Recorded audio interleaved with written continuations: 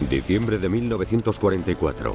Cuando las fuerzas nazis lanzan una ofensiva sorpresa en Luxemburgo, las tropas estadounidenses se quedan atrapadas por una tripulación de tanque que les pide su rendición. ¡Americanos! ¡Americanos! Un suboficial estadounidense considera sus opciones. Opción número 1, salir de su escondite, coger un bazooka y disparar. Opción número 2, rendirse. No le gustan esas opciones. Showman elige la opción número 3. ¡Vamos, vamos! La puerta de atrás.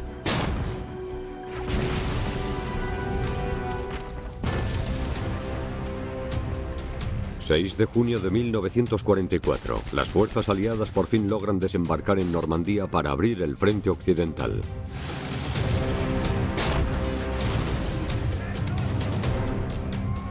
Pero los fanáticos nazis continúan luchando sin compasión para sobrevivir.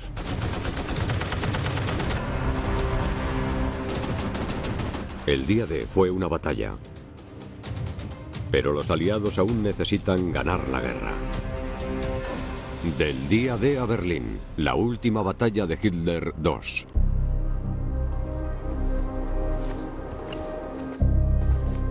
...15 de diciembre de 1944... Bosque de las Ardenas, Luxemburgo. Dos soldados alemanes entran furtivamente en el pueblo de Clairvaux. Las calles están en silencio. Clairvaux es un pueblo de Luxemburgo con encanto que en diciembre de 1944 llevaba 2 meses en manos de los americanos. Estaba a 10 u 11 kilómetros del puesto fronterizo avanzado del frente de batalla. Los soldados estadounidenses hoy están de permiso. El pueblo no se había destruido cuando se luchó para liberarlo, por lo que era un buen sitio para que fueran los soldados a relajarse un poco y disfrutar durante un par de días.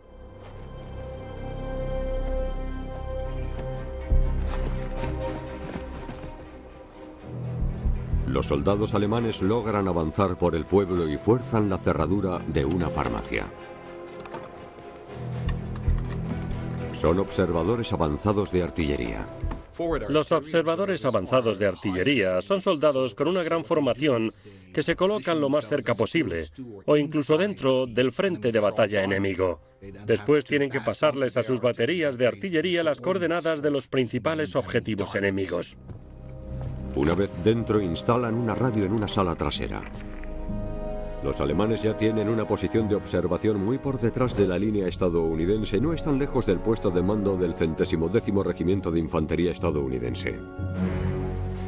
La presencia de observadores avanzados de artillería alemanes en Clairvaux era obviamente una señal muy preocupante. Eso significaba que se iba a desatar un gran problema. Un problema que iba a coger a los aliados tristemente desprevenidos.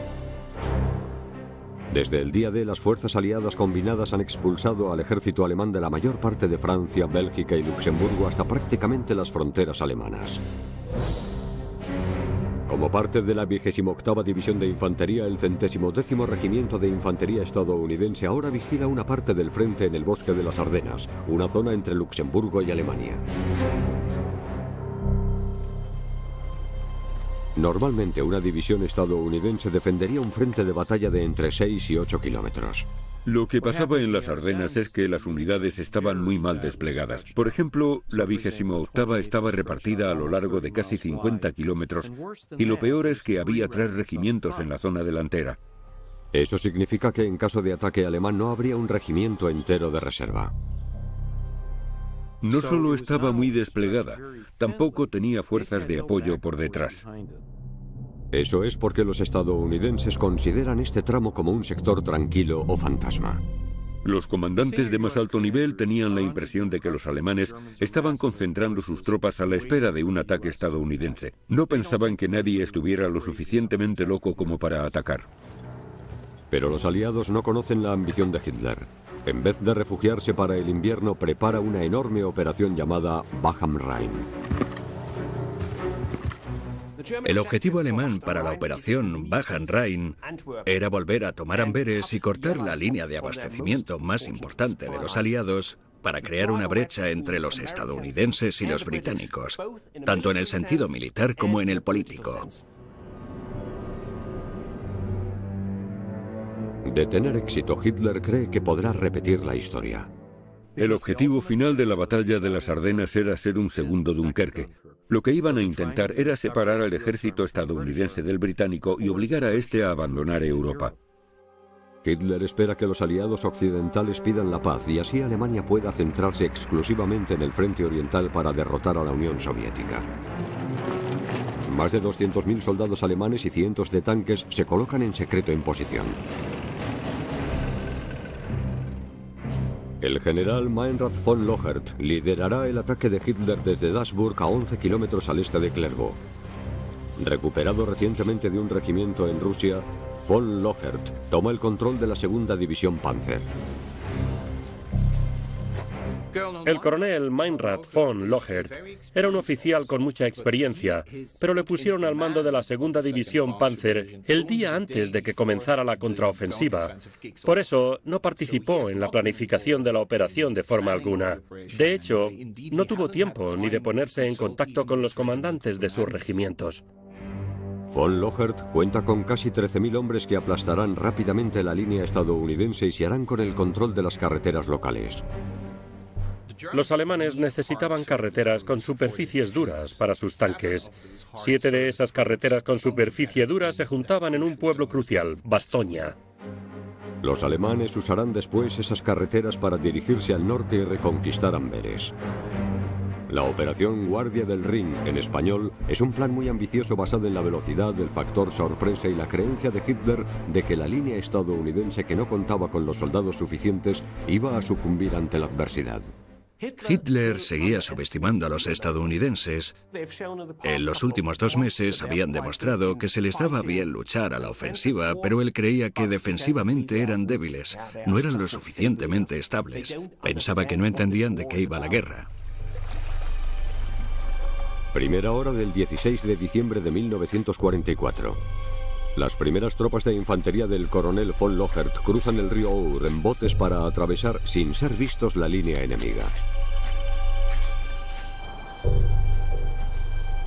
En el sector estadounidense de las Ardenas, el soldado raso Leroy Schaller se une a la patrulla nocturna de la Compañía B.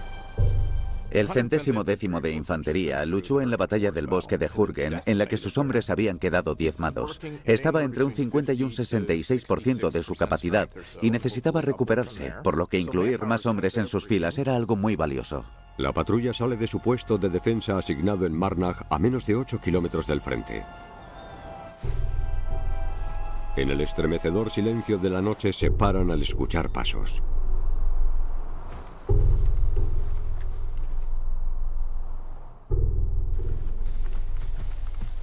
Y se apresuran a refugiarse. Un pelotón alemán aparece en la oscuridad. En vez de depender de la artillería antes de empezar la batalla, estos hombres iban a avanzar furtivamente por el bosque porque sabían que las defensas estadounidenses eran muy frágiles. Schaller y su patrulla siguen escondidos en el frío.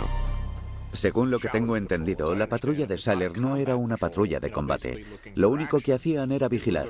Era una patrulla de reconocimiento que solamente inspeccionaba la zona y observaba lo que pasaba.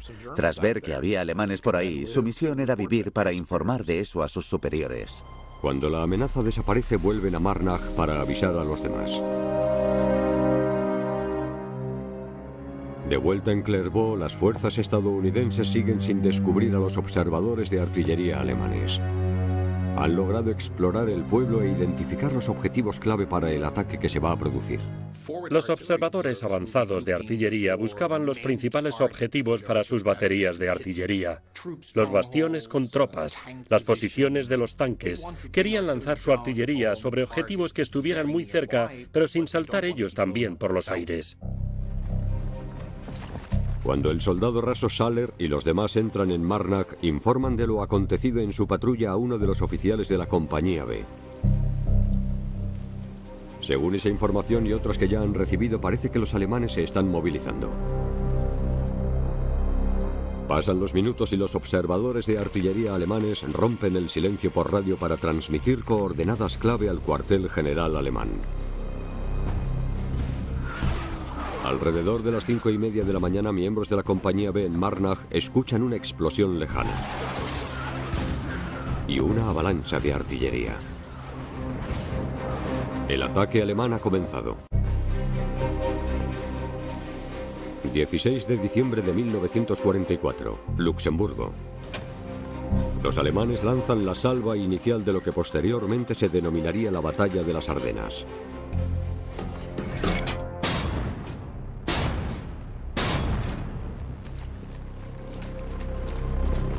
El sargento estadounidense J.J. Kuhn observa el fuego de la artillería.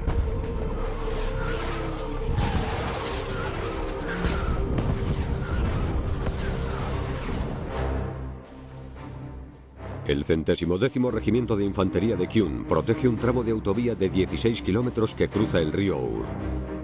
Faltos de hombres no pueden defender la línea entera. En vez de eso colocan compañías en cruces clave a lo largo de la carretera. Marnach, en manos de la compañía B, protege una de las pocas carreteras asfaltadas que llevan a Bastoña. Los alemanes estaban intentando lanzar un ataque rápido y mecanizado para penetrar las líneas estadounidenses y así poder llegar al río Mosa y después a Amberes. El tiempo era vital y para poder moverse rápido necesitaban buenas carreteras. Días antes, el sargento Kuhn había notado signos que indicaban la acumulación de fuerzas nazis, lo que había intentado compartir con su oficial al mando, el coronel Harley Fuller. ¿Conocía la magnitud de la operación y la ambición de Hitler? No, claro que no. Pero sí entendía que algo diferente estaba sucediendo en el lado alemán de la colina y que eso tendría consecuencias para su compañía. Eso era lo que le importaba. Y como cualquier buen suboficial, quería asegurarse de que sus superiores le hicieran caso.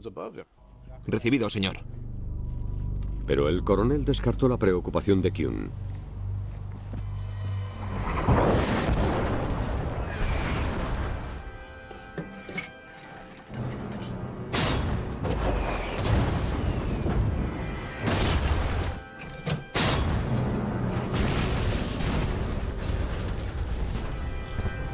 Ahora el coronel Fuller, a 3 kilómetros al oeste de Clairvaux, se despierta con el sonido de la artillería alemana cayendo cerca de su puesto de mando.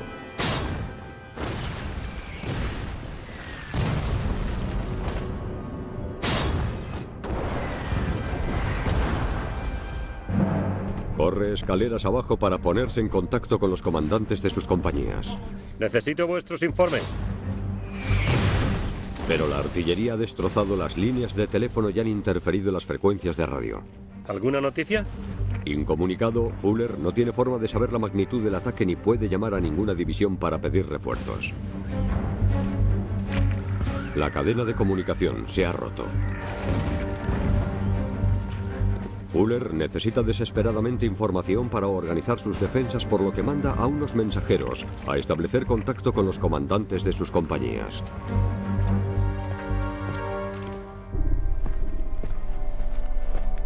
Mientras tanto, al noreste del sector de Fuller, el sargento Frank Olsen, del 112º Regimiento de Infantería,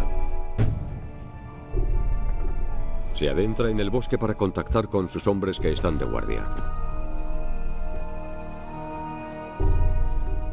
En las Ardenas todo estaba muy oscuro, no solo por los árboles, también por la época del año que era y por el hecho de ser un frente de guerra. Mientras avanza entre trincheras, abren fuego a su alrededor. ¡Es una emboscada! El bosque está lleno de soldados alemanes.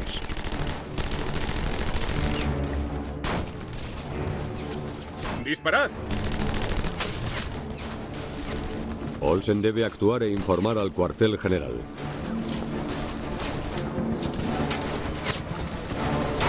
¡Agachaos, agachaos! Se quitó el casco porque con él su silueta era la de un estadounidense incluso en la oscuridad. Con el casco bajo el brazo corre hacia su puesto de mando. Y se encuentra aún más alemanes mientras corre. Tropezaba con alemanes. Uno de ellos incluso llegó a insultarle sin darse cuenta de que era estadounidense. Él y varios más lograron salir de ahí con vida. ¡Cuidado! Olsen logra salir del bosque y llega hasta el puesto de mando. ¡Moveos!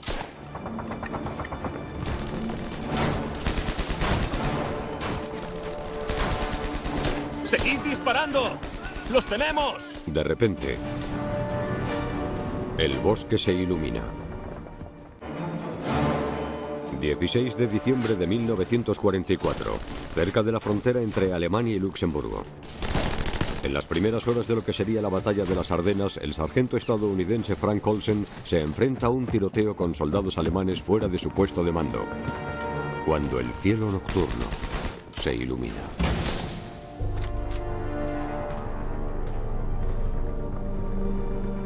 Los alemanes lanzaban potentes reflectores a nubes bajas para crear una especie de luz de luna artificial. Eso ayudaba a iluminar los objetivos enemigos. Se supone que la luz que sale de la nube debería hacer los objetos visibles para los soldados alemanes. Pero hay un problema. Lo mismo ocurría con los estadounidenses, por eso lo que hicieron fue usar la luz de luna artificial de los alemanes para acabar con hordas y hordas de atacantes enemigos. Olsen y sus hombres los atacan con facilidad. ¡Seguid disparando!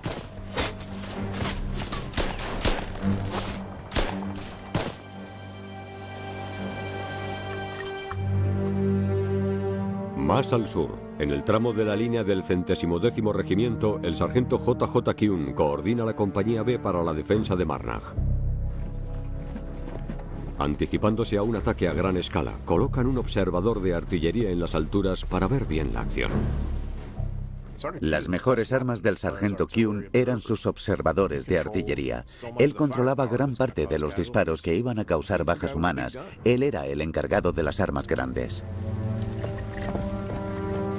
A las afueras, el sargento Stanley Showman lidera su pelotón a través de edificios en llamas. ¡Necesito 5 hombres más! Con solo 19 años, lleva luchando con el 110º Regimiento desde Normandía. ¡En marcha! ¡Ya! Stanley Showman había luchado en combate. Era un suboficial excelente. Cuando escuchó el sonido de la artillería, sabía que se estaba produciendo un ataque. No lo estaban haciendo solo para divertirse, por lo que empezó a prepararse para lo que se les venía encima a él y a su unidad. Se colocan a las afueras del pueblo.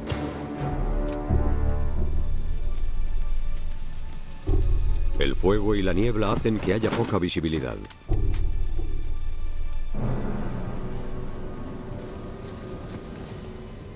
De repente, como una aparición, surgieron alemanes de entre los árboles que bordeaban Marnach.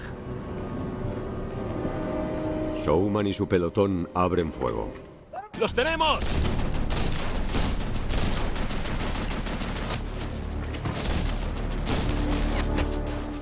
Al principio, el ataque fue un baño de sangre para los alemanes.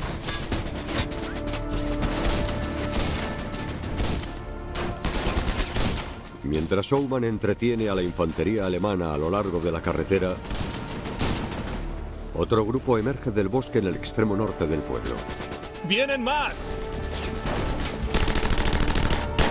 ¡Seguid disparando!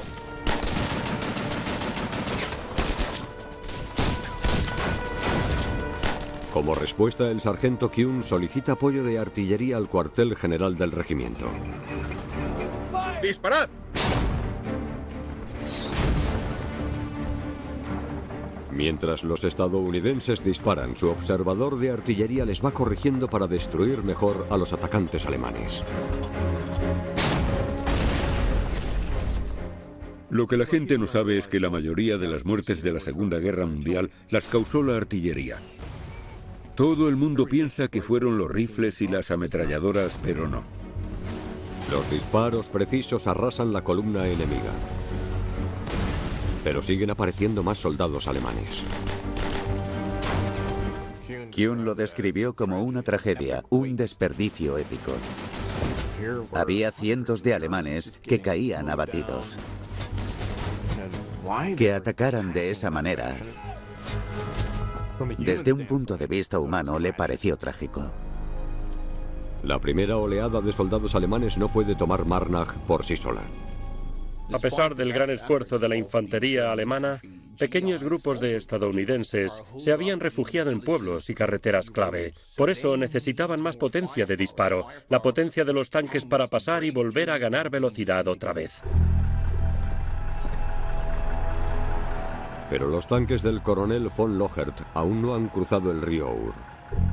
No han terminado de atravesar un puente clave y la mala planificación agrava el problema. Los alemanes habían bloqueado esa carretera con una puerta metálica. Había un dispositivo que permitiría mover la puerta y abrirla, pero desafortunadamente los ingenieros no pudieron encontrar las llaves a tiempo. Para mantener el factor sorpresa, retrasan la detonación de la barrera hasta que comienza el ataque.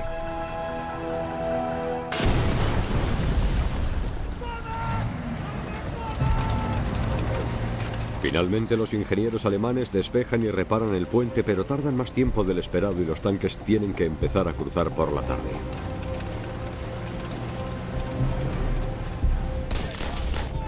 ¡Seguid disparando! En Marnach, la compañía B sigue acabando con la infantería alemana. Mientras algunos soldados alemanes siguen luchando en Marnach, otros comienzan a rodear el pueblo por norte y sur. Continúan hacia Clairvaux y el puesto de mando del 110º Regimiento de Infantería a tan solo 3 kilómetros de distancia. El coronel Harley Fuller está preocupado ya que empiezan a llegarle informes. Parece que todo el frente está siendo atacado. Con las comunicaciones cortadas, Fuller envía al teniente coronel Daniel Strickler al cuartel general de la división para hablar con el general Norman Cotta. Strickler informa de los ataques en el frente del 110º Regimiento. El general Cotta les manda un mensaje. El 110º Regimiento debe mantener su posición. 16 de diciembre de 1944, Bosque de las Ardenas, Luxemburgo. ¡Los tenemos!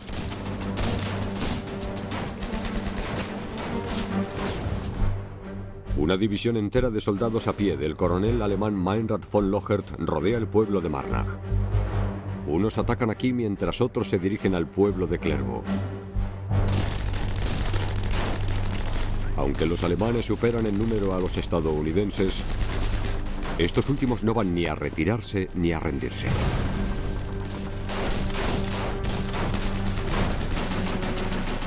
¡Fuego! Tienen que resistir a toda costa.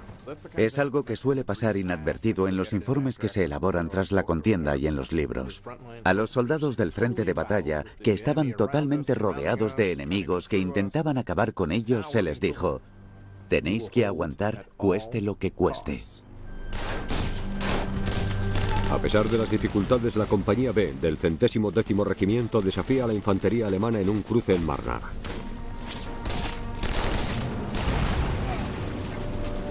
Cuando la metralla impacta en su oficial al mando, este necesita la ayuda de un médico y le evacúan inmediatamente.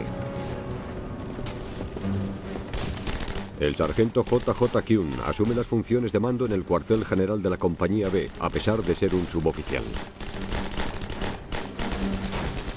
Mientras continúa el ataque de los alemanes, miembros de la compañía C se acercan desde el sur para ofrecerle refuerzos. Aunque los alemanes no han sido capaces de entrar en Marnach, sí han logrado rodearlo. ¡Agachaos! La compañía C tiene que retroceder.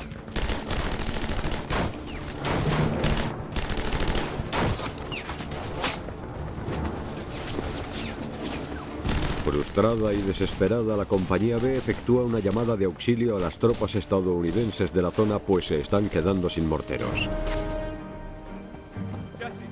Un oficial de la compañía D, a 3 kilómetros de su posición, responde su llamada. El teniente Glenn Banata, que tiene un jeep cargado con munición de mortero, corre hacia la compañía B.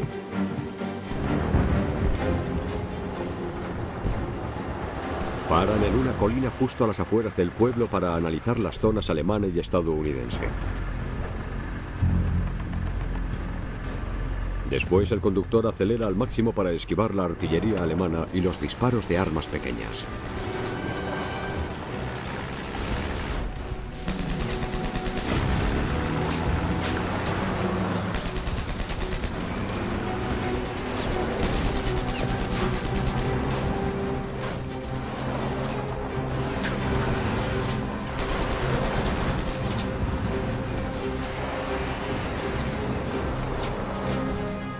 ¡Seguid atacando! Logran llegar y entregarle los morteros a la compañía B. Parecéis caídos del cielo, señor. Después deben retirarse.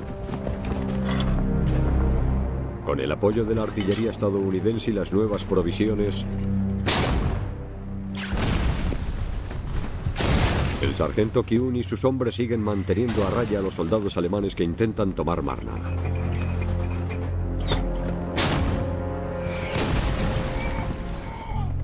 Pero al caer la noche, vehículos blindados, semiorugas y tanques alemanes avanzan en la oscuridad y entran en el pueblo. Los estadounidenses están totalmente desprevenidos.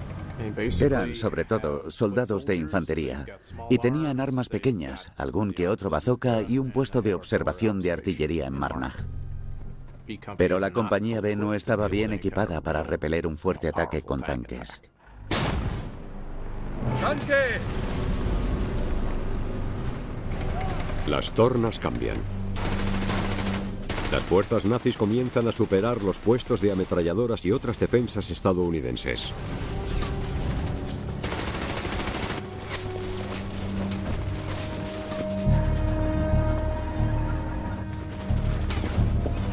¡Moveos, moveos!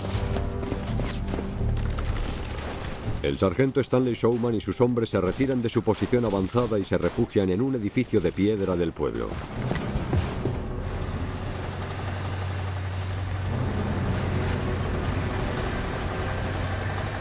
Observan mientras una semioruga alemana para delante del edificio. Cuando los soldados alemanes se bajan de ella, los estadounidenses utilizan su escondite para abrir fuego.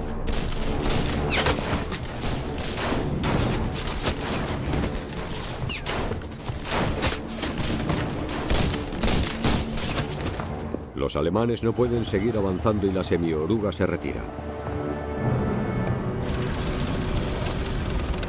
Pero poco después, un tanque alemán aparece en la calle.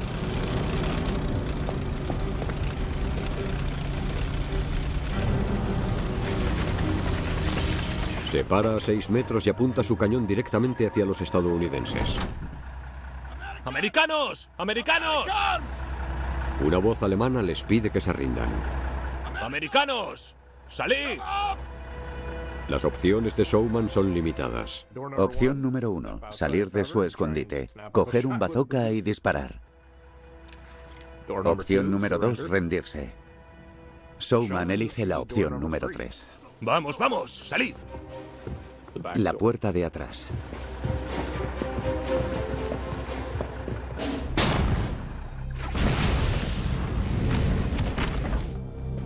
Showman y sus hombres logran llegar al bosque mientras el pueblo de Marnach arde.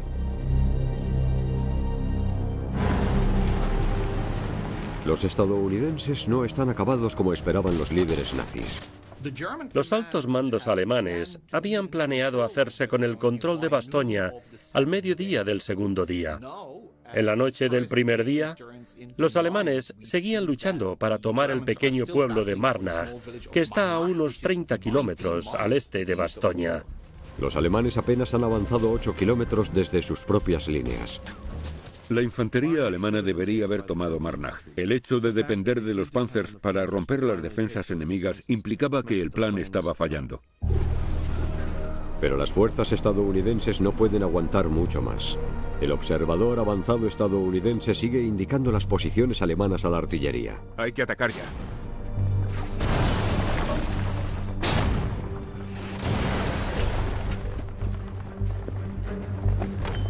Sus últimas palabras revelan la situación desesperada que se está viviendo en Marnach. El último mensaje de ese observador de artillería desconocido fue: daos prisa y disparad, que vienen hacia aquí. El observador sabía que había que aguantar costara lo que costara, y lo hizo.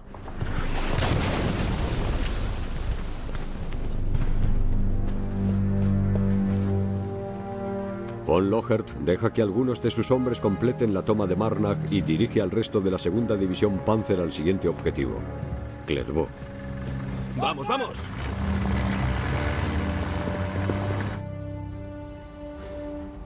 En Clairvaux, el coronel estadounidense Harley Fuller recibe la información de que hay tanques en Marnach e intenta de nuevo enviar refuerzos a la compañía B. Creo que Fuller se dio cuenta del alcance y la magnitud que iba a tener la ofensiva alemana y las dificultades a las que se iba a enfrentar su regimiento. Sabía que tenía que actuar rápido. Los refuerzos estadounidenses se dirigen a Marnag con la esperanza de tender una emboscada a los alemanes a las afueras del pueblo, pero al salir de Clairvaux, a primera hora de la mañana, las tropas y tanques alemanes ya están preparados.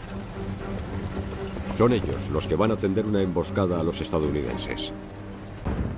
17 de diciembre de 1944, cerca de Clairvaux, Luxemburgo. Comienza el segundo día de una arriesgada ofensiva por parte de las fuerzas nazis para acabar la guerra en el frente occidental.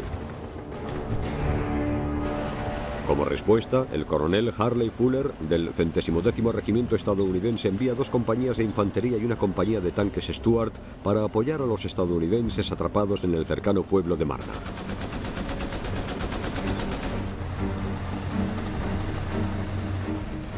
Pero no avanzan mucho ya que ellos mismos sufren un ataque.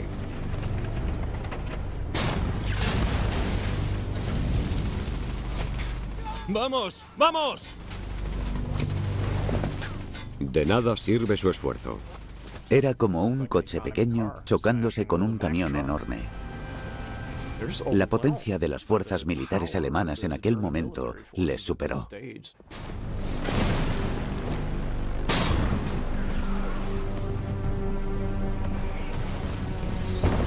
En el cuartel general en Marnag, el sargento J.J. Kuhn y la cada vez más menguada Compañía B y sus heridos siguen aguantando a la espera de un rescate o de refuerzos. Cuando un tanque alemán embiste la puerta delantera,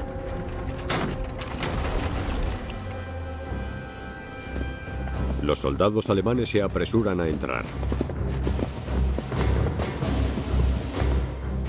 y obligan a Kuhn y a lo que queda de la Compañía B a rendirse.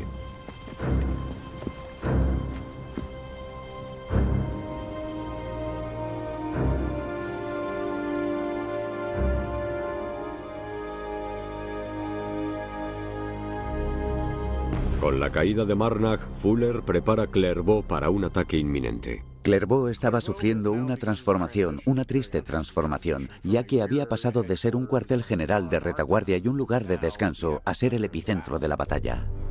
Desde su puesto de mando, en el Hotel Claravallis, coloca a sus hombres en el castillo desde el que se ve la zona sur de Clairvaux. La artillería alemana sigue cayendo sobre los estadounidenses.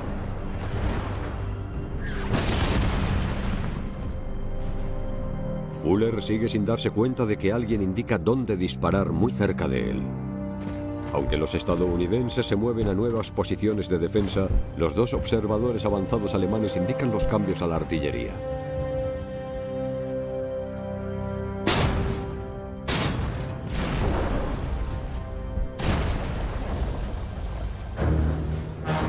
Mientras luchan los hombres de Fuller, el coronel Meinrad von Lochert llega a las afueras del pueblo con tanques y apunta hacia el castillo ocupado por los estadounidenses.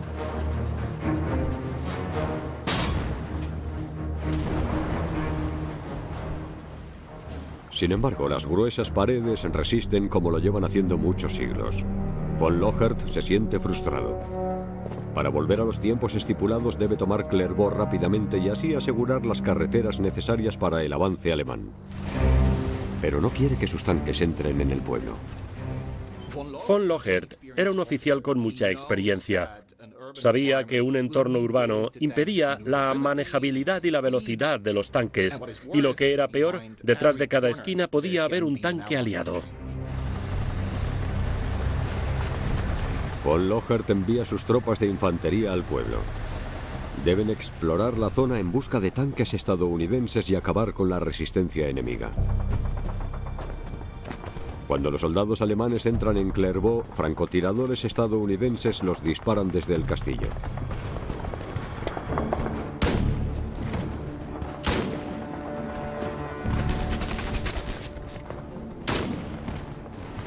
Los alemanes intentan interrumpir los disparos de los francotiradores, pero los proyectiles apenas provocan ningún efecto.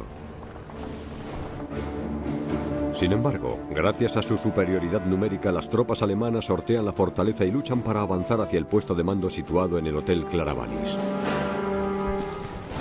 El 110º Regimiento de Fuller lleva 2 días retrasando el progreso nazi hacia Bastoña.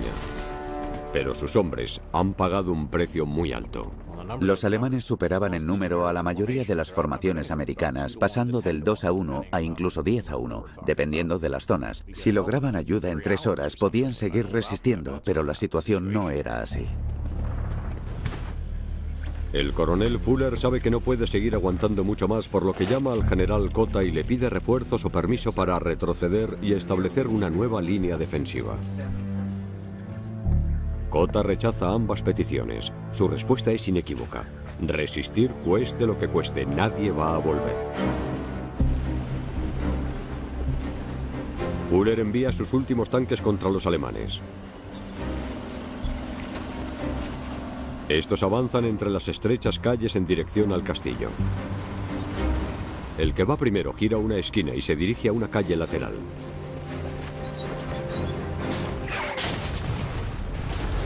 Los tanques estadounidenses acaban en llamas. Era la última reserva de Fuller. Eso les permite a los hombres de von Lochert avanzar libremente. Los vehículos blindados alemanes pudieron adentrarse más en Clairvaux y acercarse más al puesto de mando de Fuller en el Hotel Claravallis. En el pueblo, la infantería alemana ya está atacando el puesto de mando de los estadounidenses.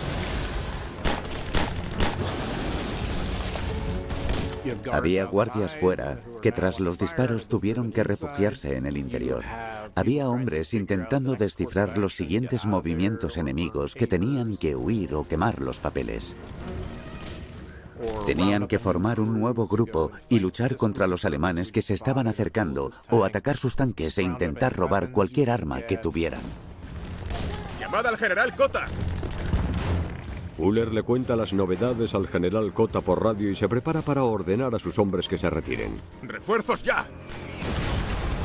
De repente, una bala atraviesa el primer piso del hotel y corta la electricidad. Fuller y lo que queda del 110º Regimiento están atrapados y se les acaba el tiempo. 17 de diciembre de 1944. Clairvaux, Luxemburgo. La segunda división Panzer, liderada por el coronel Meinrad von Lochert, entra en el pueblo de Clairvaux, situado 11 kilómetros más allá de las líneas estadounidenses. Von Lochert ha atrapado al coronel Fuller y a sus hombres en un hotel que utilizaban como puesto de mando. Los soldados alemanes entran y comienza un tiroteo en el vestíbulo y los pasillos de la planta baja. Fuller mantuvo una conversación más o menos famosa ahora con el jefe de la 28ª División, el coronel Gibney. Se comparó con el coronel Travis en el Álamo y dijo: están a punto de arrasarnos. Fuller cree que ni el coronel Gibney ni el general Cota se dan cuenta de la gravedad de la situación. Sin embargo, vuelve a centrar su atención en la lucha. Cuando una explosión destroza la sala hiriendo a varios hombres. Tenía hombres heridos, por lo que se convirtió en una especie de médico improvisado intentando contener la hemorragia. Venda los ojos a un hombre que se ha quedado ciego por la explosión, pero no puede hacer nada por muchos otros. Los disparos y la lucha continúan en la planta baja hasta que una persona encuentra una forma de salir. Había una especie de escalera de incendios que iba desde una de las plantas superiores hasta el edificio adyacente, siempre y cuando no te cayeras de esa escalera hacia la calle que había abajo. Fuller avanza poco a poco a 15 metros del suelo. Era un hombre de 50 años intentando sujetarse y avanzar por una escalera horizontal, mientras el hombre que se había quedado ciego iba detrás de él intentando agarrarse. Fuller y un pequeño grupo de soldados logra escapar. ¡Vamos! Mientras escapan al bosque, el puesto de mando del 110º cae.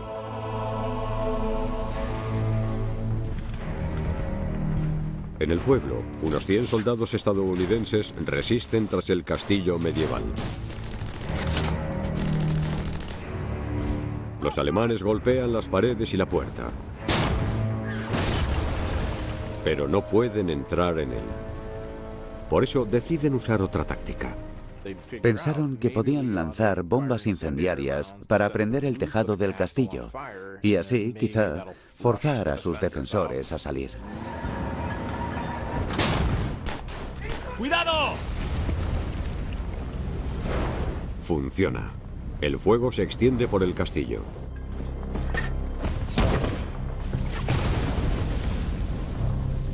El comandante estadounidense, que no quiere poner en peligro las vidas de los civiles escondidos en el sótano, decide rendirse. Cuando Clairvaux cae, se abre la carretera hacia Bastoña y los alemanes avanzan con rapidez, aunque deben reducir la marcha en cada uno de los cruces. Por todo el frente, una resistencia improvisada sigue dificultando su avance. Los alemanes luchan durante 4 días para llegar hasta Bastoña y crearon el saliente en las líneas aliadas por el que se recuerda la famosa batalla de las Ardenas. Pero ese retraso vital hizo que los aliados pudieran reforzar y defender Bastoña. La batalla duraría 5 semanas. Pero al no lograr tomar Bastoña antes, la operación alemana estuvo condenada al fracaso casi desde el principio. En un mes, los aliados vuelven a lograr que los alemanes retrocedan hasta la frontera. De los 3.000 miembros del 110º Regimiento, solo 1 de cada 7 no acaba muerto, herido o prisionero. El 110º luchó prácticamente hasta su desaparición en el corredor de Bastoña. En unos 3 días, el regimiento quedó arrasado. Sus registros se perdieron en gran medida. Su sacrificio no fue reconocido. No les otorgaron medallas ni honores de ningún tipo. Después, cuando la jerarquía militar estaba pensando en otorgar menciones presidenciales, no había nadie ahí que hablara por el 110º Regimiento de Infantería. Tanto el coronel Harley Fuller como el sargento J.J. Kuhn y el sargento Stanley Schaumann fueron capturados por los alemanes y pasaron el resto de la guerra en campos de prisioneros de guerra. Los liberaron a los 3 en 1945 y volvieron a Estados Unidos. Una vez liberado, el coronel Fuller intercedió a favor del 110º Regimiento. Pero no tenía tanta influencia, ni la fuerza necesaria para que su regimiento obtuviera el reconocimiento que él esperaba tener. Además, el hecho de que se convirtiera en un prisionero de guerra suponía un pequeño escollo, con razón o sin ella. El coronel Meinrad von Lochert se adentró más en las líneas aliadas que casi ningún otro comandante alemán. El coronel Meinrad von Lochert siguió luchando contra las tropas aliadas con uñas y dientes en su 2ª División Panzer hasta marzo de 1945, cuando se vio acorralado en el Rin. En ese momento poco quedaba ya de su unidad. La operación Guardia del Rin o la batalla de las Ardenas le salió cara a ambos bandos. El ejército alemán sufrió unas 120.000 bajas. En la batalla de las Ardenas, los alemanes perdieron sus últimas reservas y cuando los soviéticos atacaron en una intensa ofensiva a mediados de enero de 1945, los frentes alemanes occidental y oriental se desintegraron muy rápidamente. Solo 2 semanas después, los soviéticos ya estaban a 80 kilómetros de Berlín, por lo que los ganadores reales de la batalla de las Ardenas no fueron los estadounidenses, sino los soviéticos y Stalin. Los aliados occidentales necesitan reagruparse y reabastecerse antes de entrar en Alemania. Ahora los alemanes lucharán en su propio país y la guerra en Europa se prolongará otros 4 meses más.